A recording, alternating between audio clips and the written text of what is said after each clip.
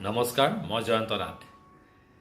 ভাতৃপ্ৰতিম প্ৰাঞ্জল প্ৰতিম বৰা, তেওঁক আমি জানিছিলোঁ এজন সাংবাদিক তথা এজন সুদক্ষ সাক্ষাৎ গ্ৰহণ কৰোঁতা ধাৰাভাষ্যকাৰ হিচাপে। এইবাৰ তেওঁ সাংস্কৃতিক দিশৰ নতুন এটি কৰ্মত হাত দিছে। PM প্ৰডাকশ্যনৰ হৈ তেওঁ এটি সুন্দৰ গীতৰ ভিডিঅ' প্ৰস্তুত কৰি উলিয়াইছে।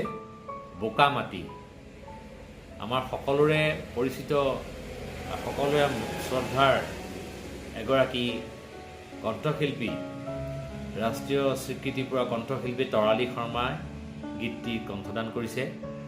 গীতটিৰ কথা কুমুদ চন্দ্ৰ দাসৰ, গীতটিৰ সুৰ কৰিছে সুমন্ত পৰাশৰে, ভিডিঅ'গ্ৰাফী পৰিচালনা কৰিছে শৰৎ বাপী শইকীয়াই, কেমেৰা সম্পাদনা আদি সম্পাদন কৰিছে কৈলাশ দুৱৰাই, আৰু গীতটিত অভিনয় কৰিছে নৱদ্বীপ শইকীয়া আৰু না বৰদলৈ।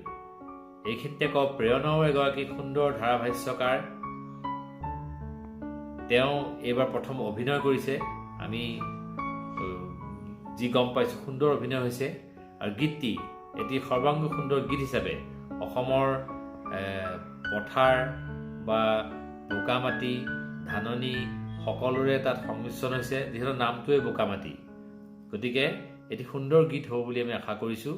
আৰু অসমৰ ৰাইজে, শ্ৰোতা দৰ্শকে সকলোৱে এটি সুন্দৰ গীতৰ ভিডিঅ' এই নতুন বছৰতেই উপভোগ কৰিবলৈ পাব।